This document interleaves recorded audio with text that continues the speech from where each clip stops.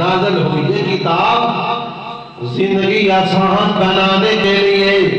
علامہ اقبال فرماتے ہیں کہ یہ زندگی آسان بنانے کے لیے نازل ہوا، مگر ہم نے موت آسان بنانے کے لیے اس کو یعنی پڑھنا شروع کر دیا.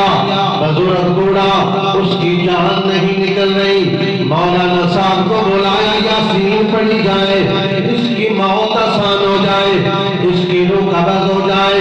میرا بھائی علامہ اقبال فرماتے ہیں قرآن موت آسان بنانے کے لیے نازل نہیں ہوا، بلکہ زندگی آسان اور خوبصورت بنانے کے لیے نازل ہوا ہے. اگر زندگی قرآن آپ نے پڑھ کر اس کے مطابق زندگی گزاری، زندگی آسان ہو گئی، زندگی خوبصورت ہو گئی، تو پھر تیری موت بھی خوبصورت ہو جائے گی. اس لیے قرآن صرف مرنے والے کے لیے نہیں بلکہ زندگیاں سنوارنے کے لیے نازل ہوا ہے. تو پردہ علیہ السلام